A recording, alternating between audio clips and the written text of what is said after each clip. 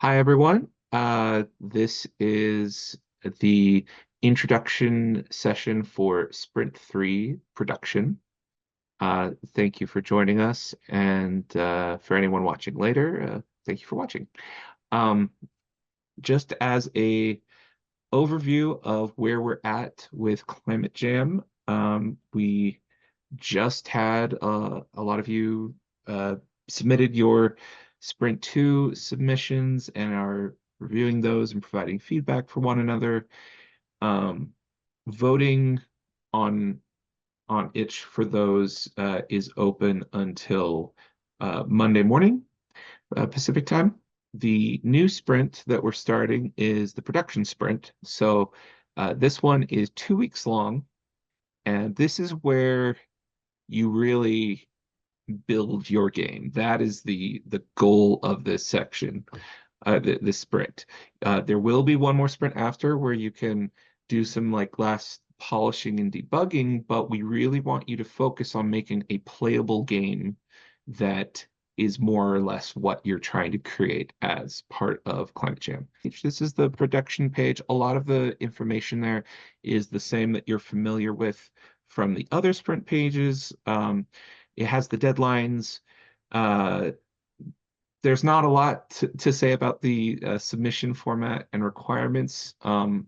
It's mostly submitting a playable game.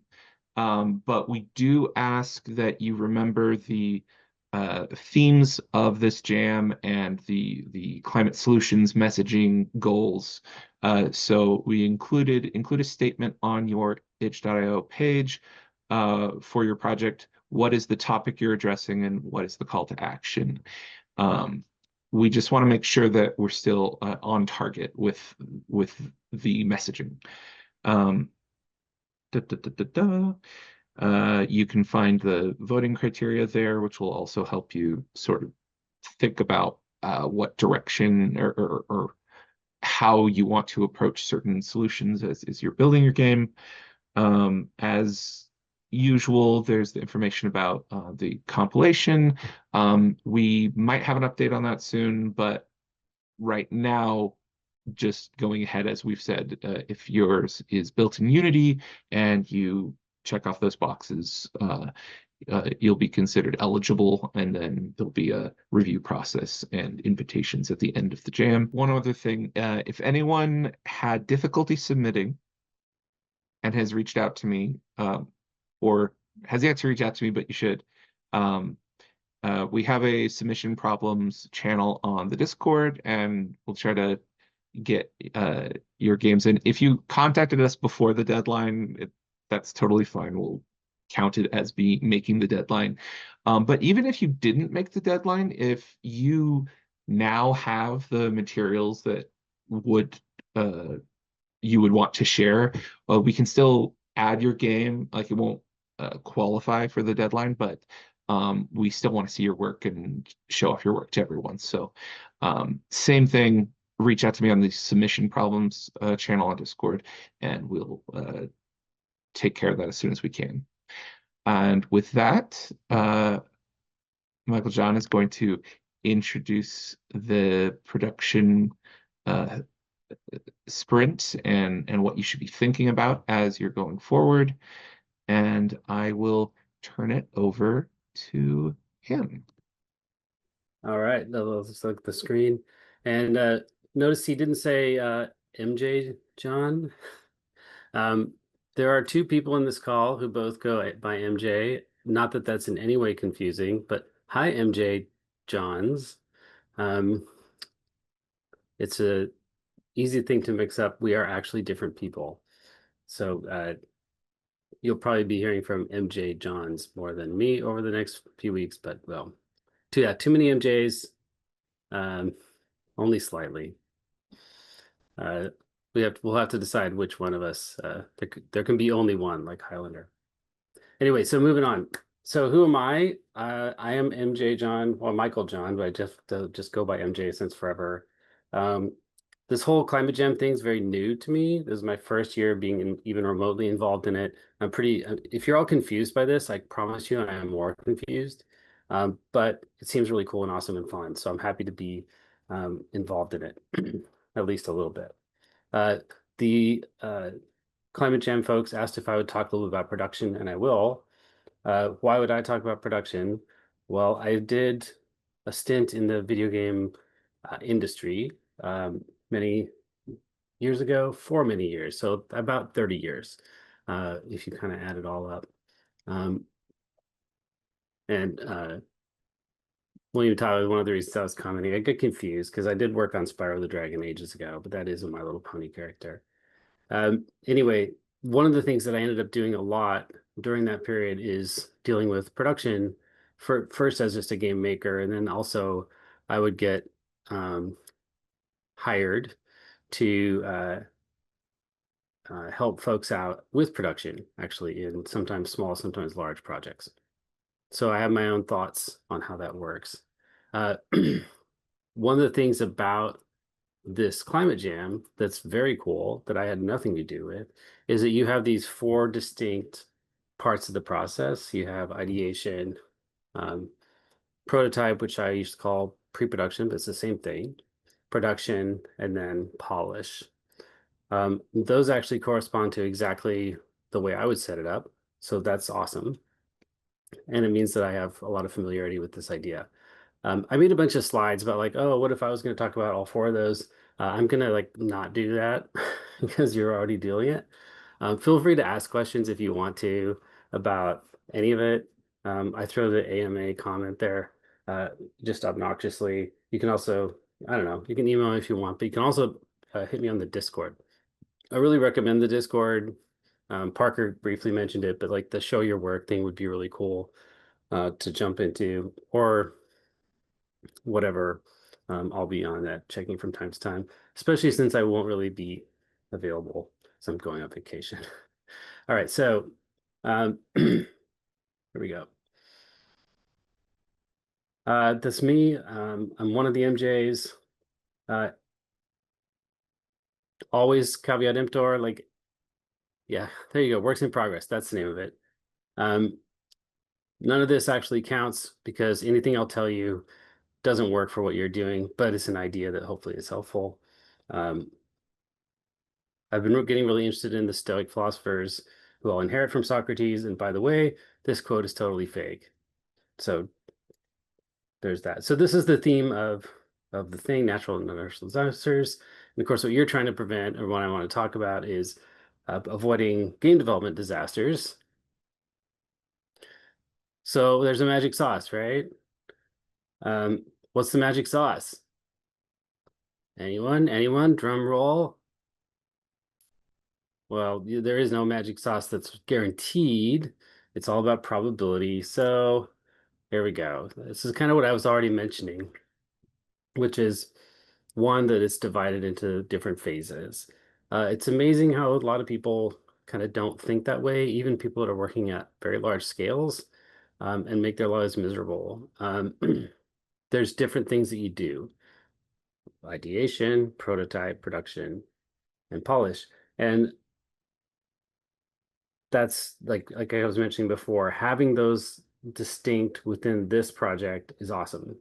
The second thing, though, is they're not just distinct deliverables. There's more than that, which is you actually should be doing different things during each of those periods and working in different ways. So the first one, ideation versus prototype, like that's pretty clear. You know, you're trying to just come up with some sort of plan or document during that first phase, and then you go to build something.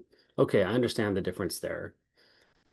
The difference here, which is when I'm pivoting from prototype to production, is less clear. And that's what I'll talk about next. And then we'll sort of stick a pin in what would be then the difference between production and polish. All right. I'll do the best I can here. If we think about these as different phases and different deliverables. So ideation, what do you end up with? The design, it's an idea. The prototype, actually, that's where you end up with the design. Hopefully that makes sense. When you have something on paper or in a document, which was the end of your ideation process, most of you who have worked on games know you actually really don't have much of anything. You have something that you might be able to start with, and that's it. You don't have something that you can believe in until you've built something. So you go to prototype mode and you build something. And once you have your prototype in hand, now you have a game design. So although you're building a game prototype and you're going to call it a prototype, in fact, what you're building is a game design. It's a playable game design document, if that makes any sense. Cool. So that's what you did during prototype phase. You're just delivering that like now. Good job. Now you have a game design. Next phase is production. That's where you build the actual game. And this kind of seems obvious. And then the last bit, you're going to do the release where you build the game that's not broken, where it doesn't change very much. Okay. So what do I mean by these? Let's talk about the deliverables. And this really boils down to what you don't do rather than what you do do. So, okay, in ideation, I came in with nothing, whatever. You don't try to deliver the universe, I guess. You deliver the idea. When you're still doing the prototype, you are no longer delivering the idea. The idea now exists. You don't go back and say, oh, I guess that idea is no good. We should just start over. Now, maybe sometimes you should. So I don't want to make that too rock hard. But that's understand that that's like a problem and you hope that doesn't happen. And if it does, that's a big step. Generally speaking, while you're doing prototyping, you're going to stick with the idea you had and just make it the best you can. Okay, that's prototyping. Now you get to the end of prototype. What does that represent? That represents my game design. It's a playable copy of my design document. Now I go to production. This is the hard part, is now I'm not going to change anything fundamental. Now what I've got is what I've got. All I'm going to do is expand it out to whatever content I want to put in it, get some of the stuff that isn't like all together. There are probably some holes I need to fill in, like maybe a lot of holes, but I'm not going to change the way it plays. I'm not going to change the fundamental systems that make it operate. I'm not going to add a bunch of new stuff that's going to change the way it works. I'm just going to fill in the blanks. Now, filling in the blanks in like a large game takes like 10 times as long as creating the frame or creating the prototype. But you got to be really careful not to change what's in the prototype. That's the hard part, right? That's the discipline to not do stuff. So I'm going to talk more about what you not do in production eventually. Okay, no more sauce. What I'm saying is like don't mess with it, right? So very quickly about the phases. Ideation, what are you going to try to do? Prototype, let's figure out what we're doing. And then production phase, we're going to build it. And you're not messing with, during production, you're not messing with the idea. If you're messing with the idea, okay, sometimes you have to. And all of this is in an ideal world. Everything I say is in an ideal world. Sometimes you have to, hopefully not. And you do your level best not to change the design in any meaningful way. Good job. Now, what are you doing? You're making content. You're taking ideas that you have and you're refining them. You're making them work a bit better. And last but not least, you're revising your scope, which I'll talk about more. Does everyone know what I mean when I say scope? I hope so.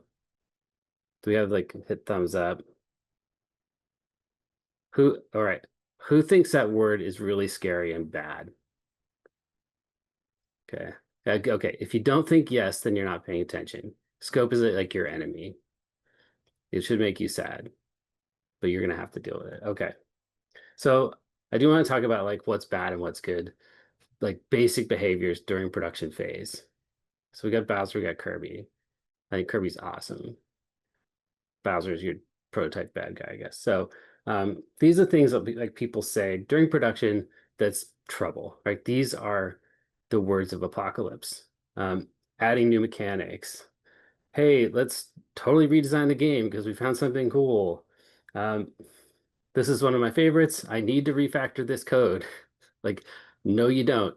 We're just going to try to finish it at this point. I hate this project. Well, kind of, I guess everybody says that. So let's talk about things that are like really good. These are the things I want to hear my friends saying during production. Um, time for another level. Cool. We got everything figured out. Let's just do another level. Or depending on the type of game, it's another system or another another idea that we're going to express within the same system. Great idea, but it's out of scope. Okay, MJ, let's cut this feature. Same idea. Awesome. Out of scope is like the very formal way of saying cut it. Same idea. And I guess it depends on your personality and the personalities of people around you, of whether you say, I believe that is out of scope, or you say, cut it, but it means the same thing. Well, I guess not entirely. Cut it can be because it's not working. Out of scope means we don't have time or it won't fit. So they're slightly different. Sometimes out of scope is the kind way of saying that sucks, get rid of it. But anyway, this is like the good and the bad. And just to give you kind of a flavor of it. No new mechanics. That's one of the really, really big ones. Nothing new. I'll give you kind of just like, this is just like a metaphor. It's only an example from one type of game. It's something I've encountered. I was working on a pretty large third-person platformer, and it was going into production right when I joined the project. And we're building out levels. There's like 4 or 5 levels done. And then suddenly nothing worked right. And the levels weren't, there's some levels you couldn't even finish. We said, what happened? And we went back to the lead gameplay programmer and he said, I felt like the jump wasn't quite high enough. So I made it higher. And it's like, oh no. That's pre-production stuff. That's prototype stuff. You cannot do that in production because you just wrecked a whole bunch of things. So that's a perfect example of like stuff you can do prototype phase, like knock yourself out, go crazy. In production phase, you cannot touch that kind of thing. And that even goes for these tiny little games that you're making in the game jam. Just don't try to mess with the stuff that's going to affect other things. All right. There's one other thing that because you're working on a game that's not just for fun, you're making a game that has some other connection or some other purpose. And MJ, feel free to throw in language that you like. Call to action is something I've seen in a lot of your documentation. Or just I'll sum it up in as the reason, right? There's some other reason that this game exists, which is awesome. This is like what makes this whole thing special. It's really easy to lose track of that. Having worked on some of these kind of games before, it's oh so easy to forget about it, especially during production where you're just like, I just want to finish it. I just want to get to the end. And so there's some other behaviors that we want to think about that kind of go with that. So this time I got ignite. It's not Bowser and Kirby anymore. I don't know exactly. This is a little bit more speculative. Like, what are the really good and bad behaviors around all of this? And again, MJ, I invite you to toss in some of your like these are great behaviors or more scary behaviors or things you would hear. But this is stuff that I have heard in these environments. Oh, wait, I forgot about all that. Like, what was the theme we were supposed to be working? Oh, no, I forgot. That probably doesn't work, does okay, so you don't want that. And especially as you're expanding, like oh, we got it during the prototype, we were paying so much attention to that, we were so excited about it. And then during production, we're just trying to like add more stuff and make it pretty, and we just forgot. That can happen really easily. Uh,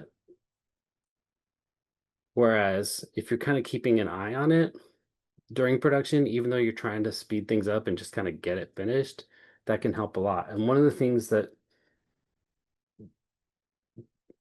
I've found really helped me keep an eye on the ball when I was doing these kind of games was setting up surveys. And the surveys, we do get surveys all the time. Was it fun? What was your favorite level? Did you find this mechanic clear, right? We do these kind of things all the time when we do play testing. And maybe you're formal about it, maybe you're not, but you're still asking questions to find out if a playtester could figure stuff out, if they found it interesting or fun. You can do the same kind of thing for whatever your theme is, whatever your call to action is. Now it's a little trickier because you're trying to say, did you understand the problem at hand? Did it teach you anything new? Did it inspire you in some way? So it's a lot more abstract than just, could you figure out this menu? But you can still formulate those questions. And here's the thing, in a game jam, you're probably not going to be able to do those tests. You're really probably not. That's okay. The process of creating somebody in your group, creating a survey is good enough. The fact that you've created a survey, you're able to create a survey, is going to keep your eye on the ball. Does that make sense? Oh, yes. Theory of change, right? MJ, that's a really, really way of good. I love that way of thinking about it. We think about that a lot in education and learning. A theory of change is I couldn't figure out how to add fractions and now I can, right? That's a like a delta between where I was and where I am. So that's a really nice way of envisioning how learning can work in like a pure education setting. Exactly the same thing in what you're doing. I didn't understand that burning stuff is always bad for the environment, and I could do other things like use electricity, and now I do, or whatever. That's not a natural or natural disaster, but whatever it is that you've selected, that you've created some delta between some difference between where people entered the experience and where they exited the experience. Um, is that a fair characterization, MJ, of what you were kind of getting at? What people want people to do differently. Actually, you're describing behaviorally, which is interesting. But we want people to actually take action to do differently, which is slightly different.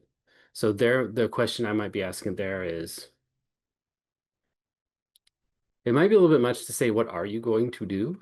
But it could be, what are you inspired to do? Something along those lines. It can be both. Yeah. Yeah, it's hard to do the action without the knowledge, but it is possible to do the knowledge without the action. So yeah. Yeah, it's really, really interesting. But either way, I'm of the belief that the process of creating a survey, go to forms.google.com or SurveyMonkey or whatever, make a survey, even if no one ever fills it out. The fact that you've made it means that you're staying focused on what you think should be either theory of change, which is my term, or call to action, which is what MJ is talking about, and you're keeping that in focus.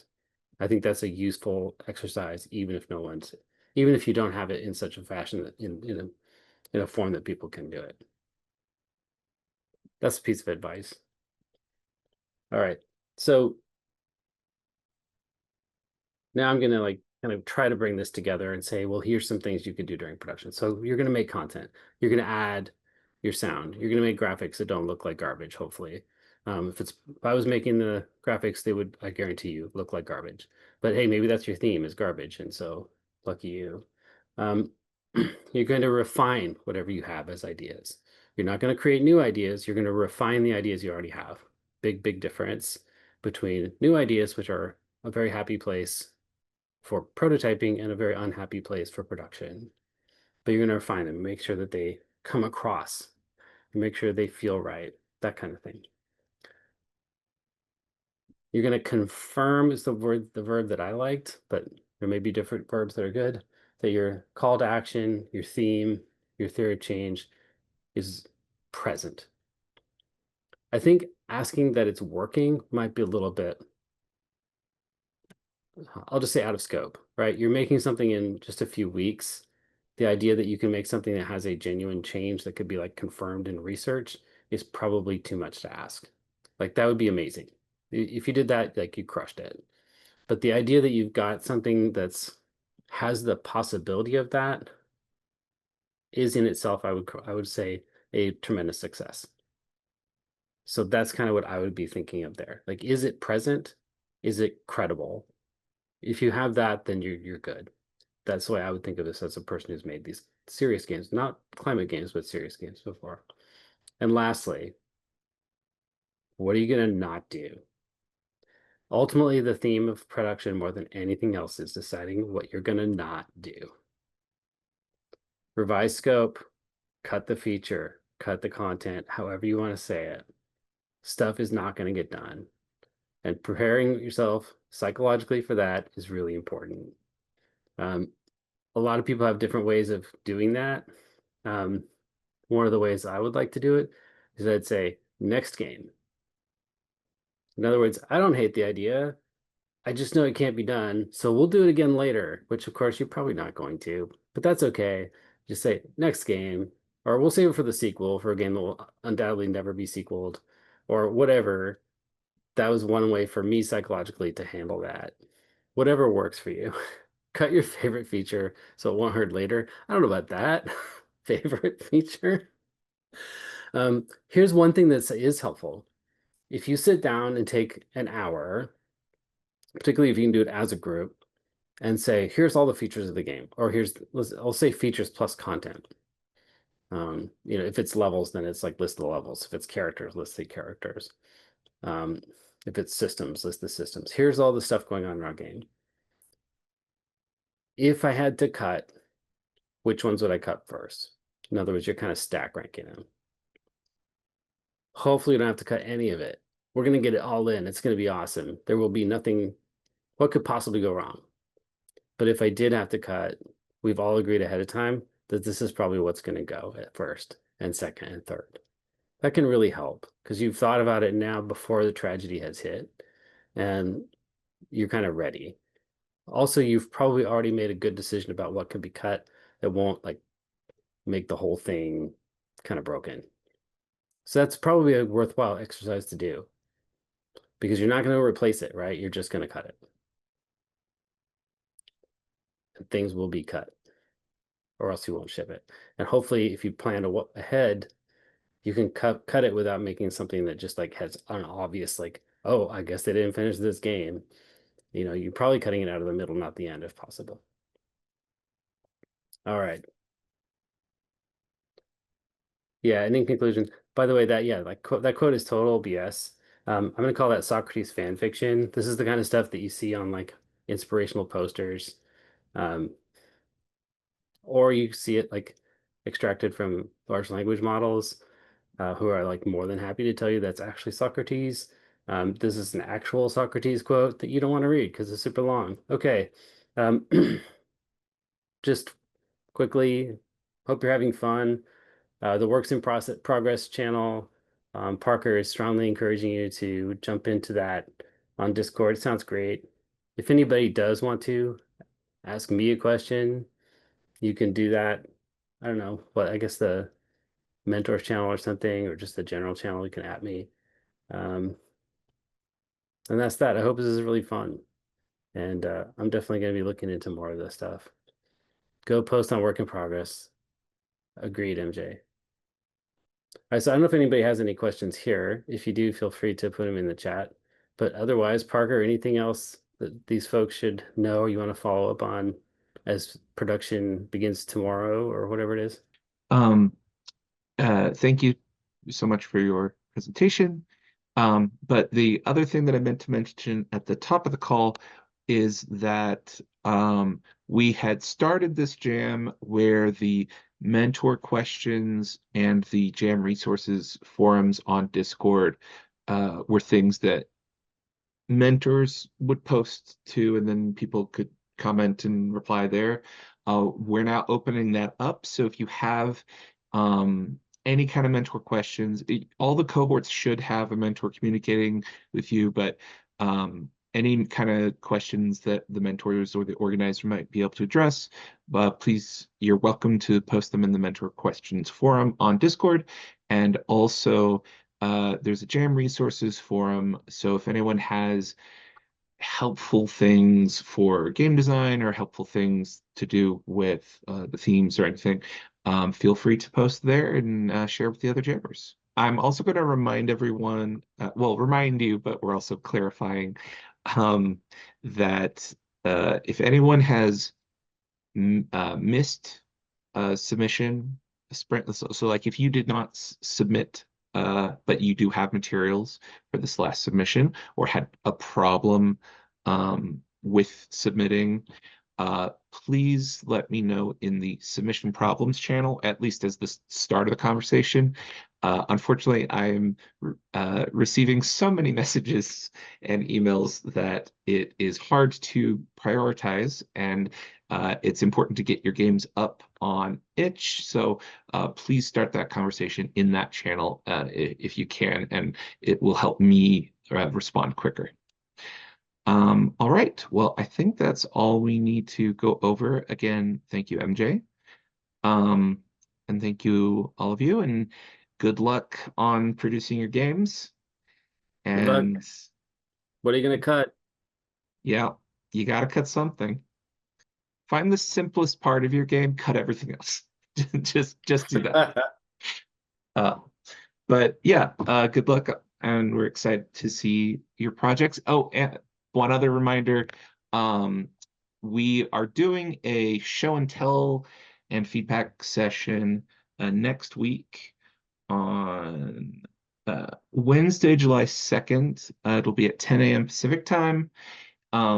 And the sign up form for that went out. I don't have it handy, but if anyone has that handy, post it in the chat. But otherwise, we'll make sure it gets posted again. Each team can sign up, and the format is that you'll have 10 minutes. During that 10 minutes, you'll present like what you're working on, where your game's at, and then we'll have a few of the mentors and organizers respond to direct questions you might have, as well as provide their input. And this is just a fun, it's an addition to, I mean, it's fun to show off and show everything, but it's a really useful opportunity to sort of collect your thoughts on where you're at and what your problems might be, and get helpful feedback. So we encourage you to sign up for that. And again, sorry, I don't have the link right now, but I'll repost the link on Discord.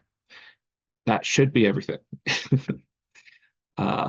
Thank you all again, and have a great sprint.